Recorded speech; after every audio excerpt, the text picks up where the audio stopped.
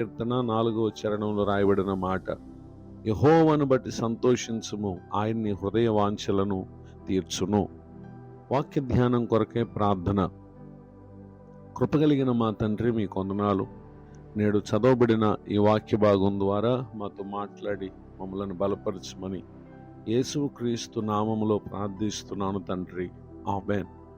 చదవబడిన ఈ వాక్య భాగంలో ప్రభువారు ఆయన మన హృదయ వాంఛలను, అనగా మనం ఆశించే వాటిని, కోరే వాటిని ఆయన అనుగ్రహించేటటువంటి దేవుడుగా ఉన్నారు. అయితే మన హృదయము ఏ విధంగా ఉంటుందో దానిని బట్టి మనం ఆశించేటటువంటి వారంగా ఉన్నాం. మన ప్రభు అయిన యేసుక్రీస్తు వారు మన హృదయం ఎలాంటిదో ఆయన పరిశోధించేటటువంటి పరిశోధకుడైనటువంటి దేవుడు. కనుకనే దేవుని యొక్క వాక్యం ఈ విధంగా సెలవిస్తూ ఉంది. Book of James chapter 4 verse 3. యాకోబు రాసినటువంటి పత్రిక 4వ అధ్యాయము 3వ వచనం.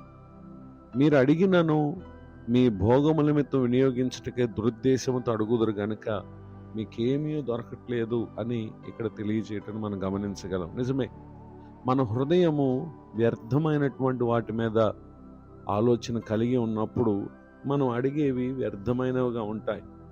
గనుక ఆయన మనము దురుద్దేశంతో అడుగుతాం గనుక వాటిని మన జీవితంలో మనం పొందలేం. వర్స్ 2, 2వ వచనం. మీరు ఆశించుచున్నారు కానీ మీకు దొరకట్లేదు అనేటటువంటి మాటను ఇక్కడ మనం చూస్తున్నాం. అదే వచనంలో క్రింద మాట, పోట్లాడుదురు, యుద్ధం చేయుదురు కానీ దేవుణ్ణి అడుగునందున మీకేమీ దొరకదని చెప్పి కూడా ఇక్కడ తెలియచేయటం మనం గమనించగలం. గనుక మనం ఏ హృదయంతో ఆశలు కలిగి ఉన్నామో దేవునికి తెలుసు.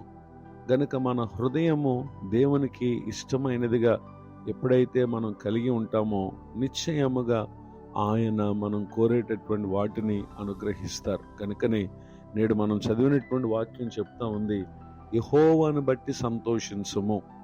మన జీవితమందు లోకంలో మనం కలిగి ఉండే ధనాన్ని బట్టో, ఆస్తి అంతస్తులను బట్టో, ఇతర ఉద్యోగ స్థితిగతులను బట్టో మనం సంతోషించే వారం అయితే అవి ఎంతమాత్రం కూడా మన ఆశను నెరవేర్చలేవు. ఎవరైతే ప్రభువును బట్టి సంతోషిస్తారో వారి హృదయ వాంఛలను దేవుడు తీర్చగలిగినటువంటి సమర్థుడై ఉన్నారు. కనుకనే దేవుని యొక్క వాక్యం సెలవిస్తూ ఉంది. సామ్స్ 27 స్టాంజా, 20వ కీర్తన 7వ చరణంలో, కొందరు గుర్రములను బట్టి రథములను బట్టి అతిశయపడుదురు, మనమైతే మన దేవుడిని యెహోవా నామమును బట్టి అతిశయపడుతుము అని ఇక్కడ భక్తుడు తెలియజేస్తూ ఉన్నాడు. నిజమే, కొందరు తమకున్నటువంటి స్థితిగతులను బట్టి సంతోషిస్తూ ఉంటారు. అవే తమ జీవితానికి గొప్పవిగా ఎంచుకొని అవే తమకు ప్రతి విషయంలో మేలు చేయగలవు అన్నట్లుగా ఆశిస్తూ ఉంటారు. కానీ వాటిని నమ్ముకున్నప్పటికీ ఎందరో తమ జీవితంలో మేలు పొందలేకపోయారు.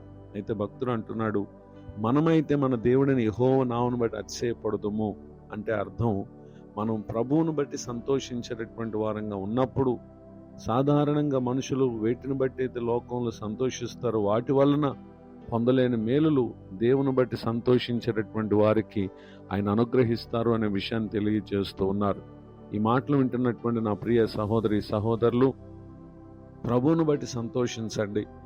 ఆయన మీ హృదయ వాంఛలను తీర్చబోతున్నారు. ఇటు దీవెనలకు నా ప్రియులకు మీరు అందరూ పాత్రులు కావాలని కోరుతూ ఈ మాటలు ముగిస్తూ ఉన్నాను. ప్రార్థన. ప్రేమ కలిగిన మా తండ్రి, మీ కొందనాలు.